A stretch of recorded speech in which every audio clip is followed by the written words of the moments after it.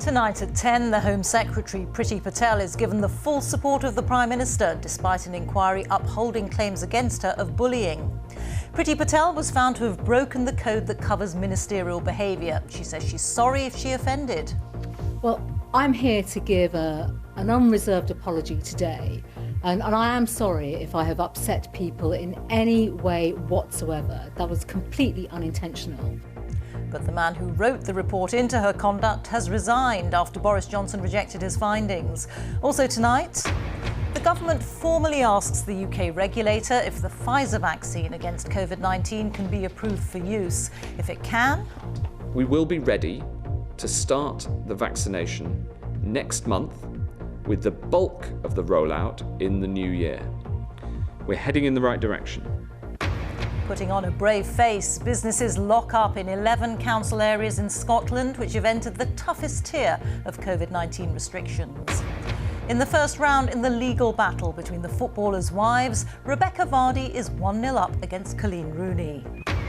And Jan Morris, the prolific travel writer, journalist and novelist, has died at the age of 94. Coming up in sport on BBC News, just 27 days after winning rugby union's domestic and European double, Exeter Chiefs begin the defence of their Premiership title against Harlequins.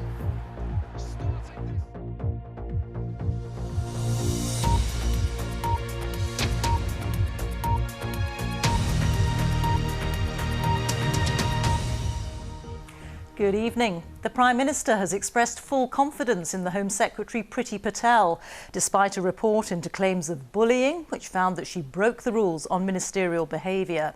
It's led to the resignation of the man who wrote the report, Sir Alex Allen.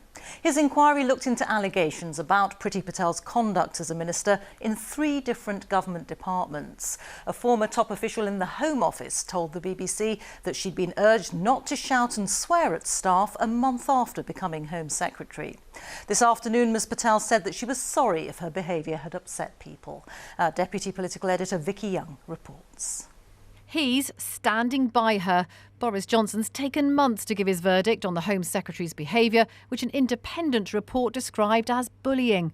Priti Patel shouted and swore at staff, but the Prime Minister's judged that she didn't break ministerial rules. I asked her what she thought about the criticisms in the report. Are you a bully? Well, I'm here to give an unreserved apology today. And I am sorry if I have upset people in any way whatsoever. That was completely unintentional. And Vicky, I'll be very candid. You know, the work that I do here in this department and across government is deeply challenging. So if I have upset people, that has been completely unintentional. That was not my intention. The Prime Minister's advisor on ministerial standards has found that the Home Secretary has not consistently met the high standards required by the Ministerial Code of treating her civil servants with consideration and respect. Her approach on occasions has amounted to behaviour that can be described as bullying in terms of the impact felt by individuals. And to that extent, her behaviour has been in breach of the Ministerial Code, even if unintentionally.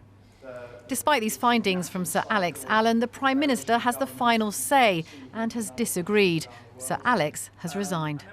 In overruling his independent advisor, the Prime Minister's made a huge political decision. Downing Street points to what they call mitigating circumstances, the fact that no one mentioned the Home Secretary's behaviour to her at the time and that she's apologised. Ms Patel's friends think she's been the victim of snobbery and sexism.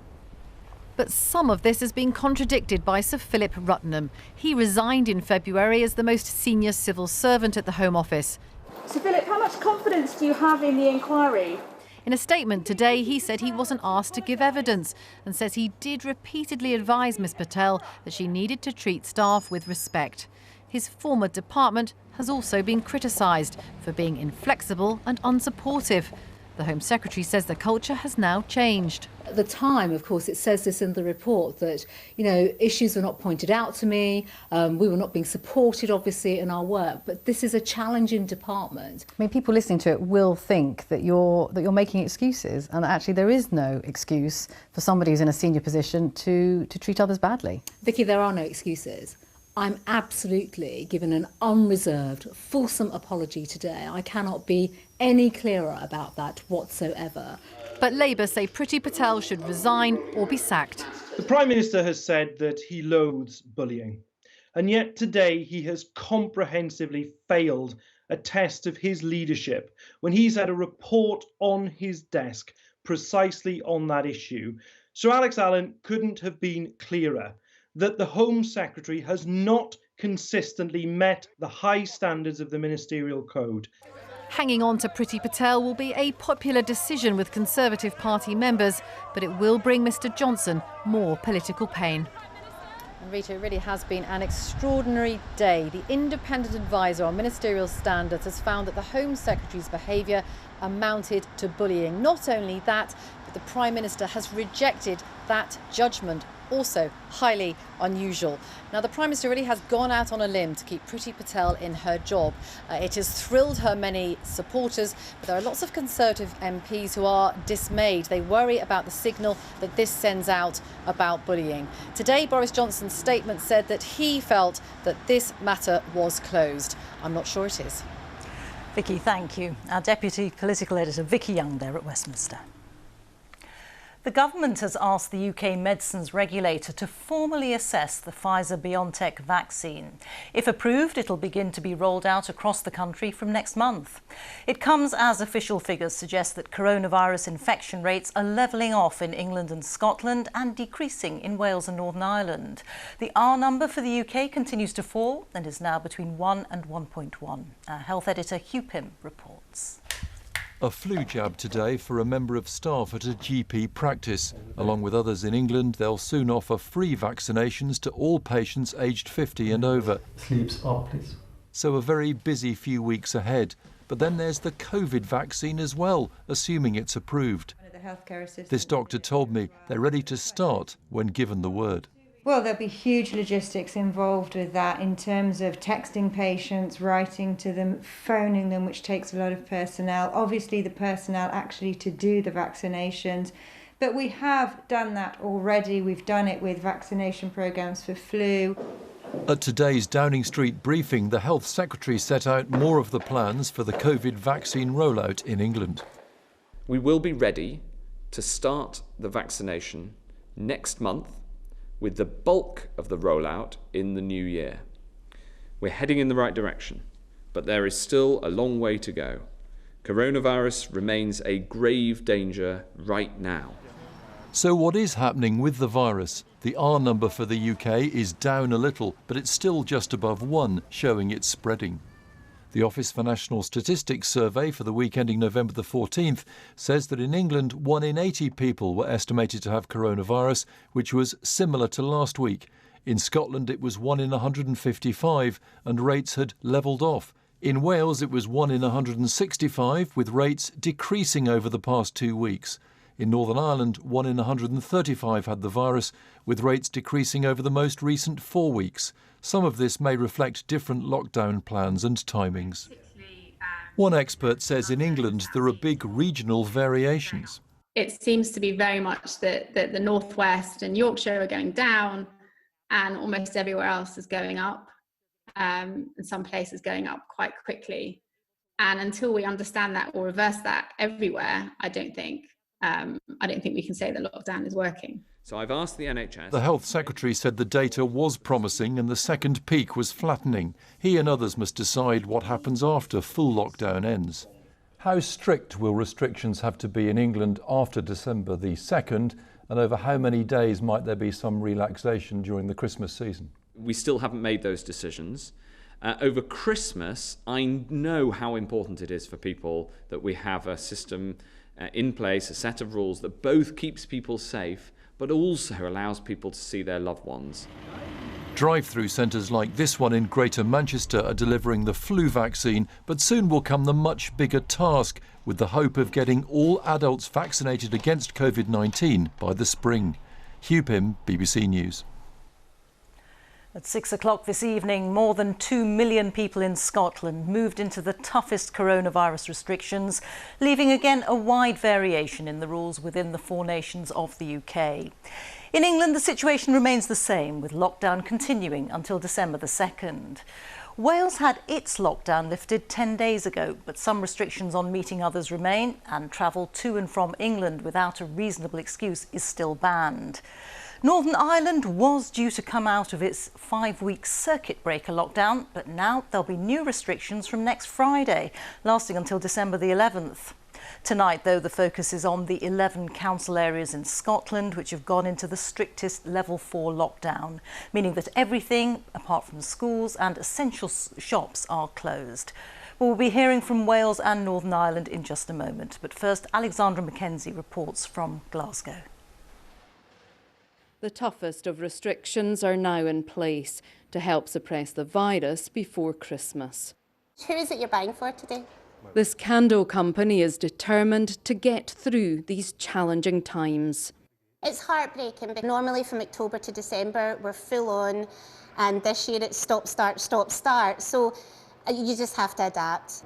It's not only non-essential retail that will be closed for the next 3 weeks. Gyms, hospitality and hairdressers will also be shut. And if you live in level 3 or level 4, travel outside your council area will be illegal, though there are some exceptions. Today, shoppers of all ages braved the Glasgow drizzle. I think we do have to do it. I think we possibly should have done it a bit sooner. The government is treating the economy like a light bulb, switching it on and off as it wants, so it's not going to work. But Scotland's First Minister said the decision was not taken lightly. It stands to reason we would not be taking these difficult and potentially unpopular decisions if we did not think it was absolutely essential to do so. Tonight, instead of gearing up for their busiest time of year, these shops were shutting down for the next 3 weeks.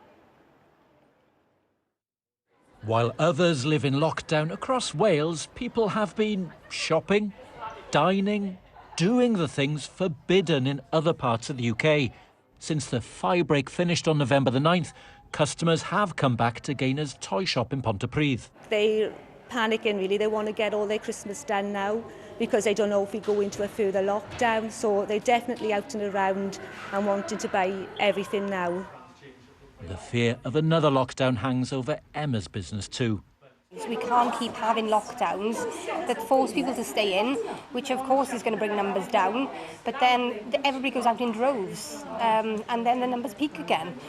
Gyms opened 11 days ago too. Around Wales, things are looking healthier. Coronavirus case and positivity rates are lower now than when the lockdown began. But if people react to the end of the firebreak as though coronavirus was over, then it's very likely indeed that we will see coronavirus come flooding back into our communities, and then we will be faced with another series of difficult decisions. Inevitably, people want to know where that leaves them for Christmas. Will the firebreak have been enough to earn more freedom over the next few weeks? Will families be allowed to gather? Rachel in Ebervale has already bought the presents. She feels they've sacrificed enough to deserve a get-together. We've cancelled holidays, we've cancelled things that were planned, birthdays. I mean, and mental health has definitely suffered among people. So we have done a lot. So you need this? Yeah, we do. Wales's firebreak worked, but few here feel like basking in its success. Just as restrictions were lifting, businesses in Northern Ireland reopened their doors today, only to have to close them again in a week's time. We were all very excited to be back to the shop again and then work hard and pay the bills. And then it was very disappointing when I heard it yesterday that we have only 1 week. Last night, the Stormont executive made the decision, which took a lot of businesses by surprise, to return to an even stricter 2-week circuit breaker. The scale of closures we saw back in March, except schools will stay open. I don't think we could have put any more safeguards in than what we have, and I don't think that has been seen. That's what it kind of feels like. There's a lot of anger today in the business community. In fact, so much so that the business community have lost trust in this executive. Hospitality and retail are symbiotic. They rely on each other, and they're now closed in what's known as the golden quarter, one of the most important times for both those industries going forward. The Northern Ireland executive said the scientific modelling they were presented with showed hospitals could become overwhelmed within weeks, and said they took the decision to revert to stricter measures now to avoid them just before Christmas. But only last week, the DUP had blocked longer restrictions and argued strongly for the economy opening up. Today, the party denied a U-turn. I've always said that we will only take whatever restrictions are necessary. We try to do it in a proportionate and balanced way, but sometimes the virus behaves in a way even our medical advisors don't foresee. Hospitality organisations have warned of further redundancies. Emma Vardy, BBC News, Belfast. The latest government figures show that there were 20,252 new coronavirus infections recorded in the latest 24-hour period. That means that the average number of new cases reported per day in the last week is now 22,287. 1,746 people have been admitted to hospital on average each day over the week to last Saturday. And 511 deaths were reported. That's people who died within 28 days of a positive COVID-19 test. It means on average in the past week, 426 deaths were announced every day. And it takes the total number of deaths so far across the UK to 54,286. The BBC has learned that millions of public sector workers in England, including teachers and police, could face a pay freeze next year. There are 5.5 million public sector workers, but it's thought that NHS staff might be exempt from the measures. Figures out today show that government borrowing hit £22.3 billion last month. That's the highest October figure since monthly records began in 1993. Our economics editor Faisal Islam has the details. 2020 has been the year of public servants keeping the country going in tough times and the nation showing its appreciation. A government trying to cope with huge borrowing, though, is now planning pay freezes to help save billions, surprising teachers such as Alan in Walsall. We've kept the country going to allow the rest of the economy to get back on its feet a bit. We've done things that have gone out of our way to do our job, but at the same time, we know we're not being recognised for that. So I think it would be grossly unfair. But Nathan also helps kids to school. A coach driver in Buckinghamshire, he says public sector wages should reflect the lockdown economic turmoil. Now is not the time for a pay rise. Whilst everyone else in the private sector is still worrying whether they're going to have a job by Christmas, it's just unfair, as drivers have had to take a 20% wage cut. Now this has resulted in me being on a smaller hourly rate than I was when I was 18. That is precisely the government's argument too, that fairness demands pay restraint. Today, representatives of firefighters, policemen, teachers, other civil servants condemned the idea of a pay freeze. During the middle of the pandemic, we then give them the body blow that you're going to have a pay freeze for 3 years. These are some of the lowest paid workers in this country. They have given so much. We have clapped them on a Thursday night, and yet at the end of it, what are we doing? NHS workers are expected to be exempt from any freeze, but there is a sea of red in the public finances.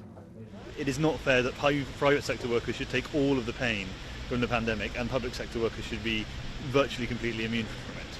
And separately, there's a point about what we can afford. The government borrowed more than £22 billion last month. That's more than is spent on policing across the UK, a record for October. But with a new lockdown and extended support, annual borrowing is heading closer to £400 billion, a peacetime record. The unions are furious, but think they have the public on their side in this year of all years against the government's fundamental argument that there are billions to be saved from the public sector wage bill. For a chancellor more used to signing multi-billion rescue cheques, this is tricky politics. But the detail of this pay freeze, whether it's chilly or Arctic, depends on, for example, the length. We'll get that detail at the spending review. As the economy continues to suffer, the bulk of the tough decisions on tax and spend are to be put off, but not for public sector workers. Faisal Islam, BBC News. There are just 6 weeks left before the end of the Brexit transition period, where the UK has been following EU rules on a temporary basis to allow for a new trade deal to be thrashed out. It's been a fraught process, and talks have stopped for a short time because one of the EU team tested positive for COVID-19. Over the months, deadlines have come and gone, but now that it's crunch time, how ready are we? Here's our political correspondent, Alex Forsyth. Sunday night, 6 minutes past 6, heading into Dover for the boat to France. This is a familiar journey for lorry driver Vic. He's been moving goods to and from Europe for years. He kept us a video log of a recent trip. It is relatively easy, because all you do is show your passport. But I'm presuming not to go out the window. It is all about to change. New trade rules come into play in January. Goods moving between the UK and EU will be subject to new customs controls and checks, some phased in, but still, for drivers and traders, a whole new system to grapple with. We're now leaving in Calais, straight off the dock, and away we go. I doubt that'll happen in January. The driver is almost going to have a briefcase full of new paperwork. In Lincoln, permits and papers are piling up as the boss of Vic's firm prepares. His transport company specialises in international haulage. He fears, after some Brexit false starts, not all businesses have realised this time change is coming. There's a sort of feeling of we've all been here before and it's been put back a couple of times, and I think that hasn't helped. And add COVID to that, that hasn't helped either. But I certainly foresee severe disruption in the first few weeks as far as goods moving to and from the UK are concerned. In Kent, work is underway on this new lorry park to help both process vehicles and manage traffic. The fear is lorries backed up, supply chains disrupted. To try and avoid that, HGVs will need permits to enter Kent to show they're prepared, all part of government efforts to keep things flowing. But some local residents aren't convinced. It will be very interesting to walk up here on January the 1st and see what's happening. It will no doubt be completely inaccessible by vehicles because they'll be queuing right round the motorway exits in both directions. Preparations by government have ramped up. There are checklists, guidebooks, help centres for hauliers, millions spent on technology and infrastructure. But it is late in the day. The diggers are still in the ground with 6 weeks to go. Whether we reach a trade deal with the EU or not, these changes will happen come January because we've left the customs union and the single market. The government says its systems should be in place in time, but there's a real worry that businesses don't have long enough to be ready. At this manufacturer's in Kent, there is uncertainty. They export engineering parts to the EU. They're ready for new systems, but don't know about tariffs, which are still subject to trade talks. There's a large amount of nervousness. We understand the process. We understand that we've got to change our paperwork. We also believe there's going to be tariffs. But if you go on the website, it doesn't really tell you what it's going to be. It always says to be confirmed. Are we going? Are we going? Wacky races, here we go. For those like Vic on the front line of trade, the changes Brexit will bring really are now just a few weeks away, with much still to be done to keep things moving. Alex Forsyth, BBC News. It's exactly 75 years since the start of the Nuremberg trials, the prosecution of Nazi leaders for the murder of millions during Adolf Hitler's Third Reich. The trials brought to justice men who'd planned and carried out the Holocaust. Fergal Keane has been speaking to survivors of the Nazi genocide, as well as to the son of a German official convicted of the mass murder of millions of Jews. There are distressing images in his report. The scarecrow wears the coat of a Nazi mass murderer, placed there by a son who condemns the crimes of his father. My name is Niklas Frank. I am the son of the butcher of Poland, Hans Frank, who was executed in the Nuremberg trial in 1946. In a London garden, a woman mourns a murdered sister. They were monsters, they were not human beings, those Nazis. They were tried in the Nuremberg trial. A few got death sentences, but a lot got away with it.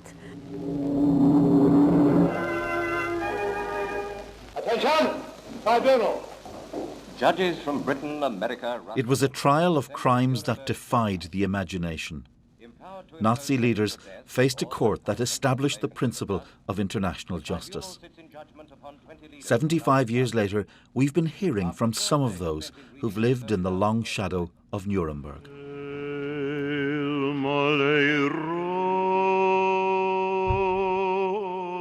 Vengeance is not our goal, nor do we seek merely a just retribution.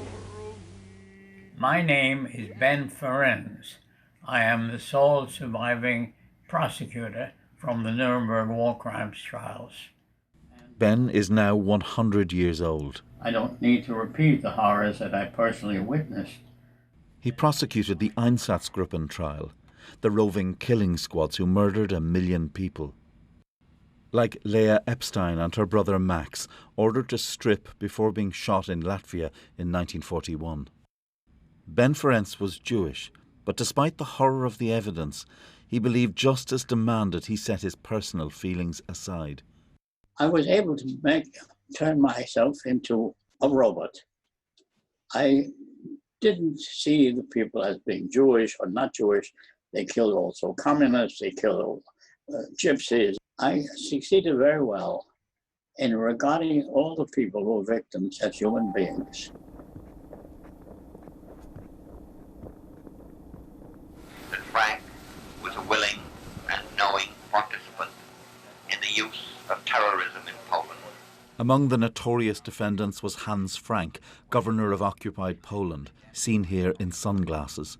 4 million died under his rule. His son Nicholas, pictured with his father as a child of the Nazi elite, long ago denounced Hans Frank.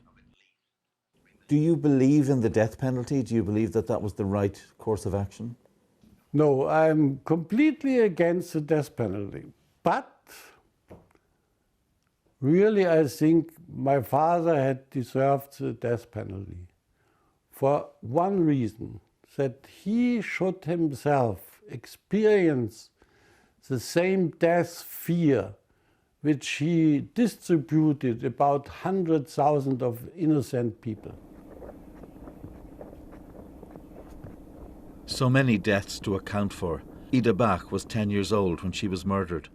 She'd left her sister while in hiding in order to return to her mother. They perished in Auschwitz. She would have been alive, my sister, if she had come with me, but she left my hand. And that, I felt guilty all the time. When they put those German leaders on trial at Nuremberg, did you feel any sense of satisfaction? No, it was not justice for me, not at all, no. How many were hanged? And it was, for me, it was too good to be hanged after what they've done, you know. Nuremberg was a beginning, but the story at its heart of massacred minorities, of intolerance, stains humanity still. Fergal Keane, BBC News. Now, a coroner has said that the television presenter Jeremy Kyle may have caused or contributed to the death of a man who had appeared on his programme. Steve Diamond was found dead at his home in Portsmouth in May last year, days after he took a lie detector test on the Jeremy Kyle show. A full inquest is expected to take place next year. Rebecca Vardy has won round 1 of her legal battle against Colleen Rooney. A judge has ruled that Mrs Rooney clearly identified Mrs Vardy when she made allegations against her about social media stories being leaked in tabloid newspapers. Their disagreement broke out in October 2019 when Colleen Rooney attempted to find out who was behind fake stories about her by putting out false information which she claims could only have been seen by Rebecca Vardy. David Silito reports. Colleen Rooney, Rebecca Vardy, both famous for being married to Premier League footballers, both with high-profile celebrity careers. And the issue? Who was leaking stories about Colleen Rooney to the papers? She had a suspicion and set up an Instagram account with some fake stories and limited access to just one account, Rebecca Vardy's account. Rebecca Vardy says she didn't leak anything and began legal proceedings. And so at the High Court today, the lawyers gathered for round 1 of Vardy versus Rooney. This was, of course, only a preliminary hearing to decide if that post was directly pointing the finger at Rebecca Vardy and Rebecca Vardy alone. The judge decided it was, and so a victory for Rebecca Vardy, and for Colleen Rooney a cost of £22,913.50. The law is a costly business, and Colleen Rooney and Rebecca Vardy are being given a couple of months to see if they can resolve this and avoid a High Court libel battle. David Sillito, BBC News. The acclaimed travel writer and historian Jan Morris has died. She was 94. Born as James Morris, she started out in journalism, reporting for The Times on the conquest of Everest. In 1972, she had gender reassignment surgery, an experience that she wrote about in the book Conundrum. Jan Morris wrote more than 40 books and leaves behind a collection of unique and vivid descriptions of some of the world's greatest cities. Our arts correspondent Rebecca Jones looks back at an extraordinary life.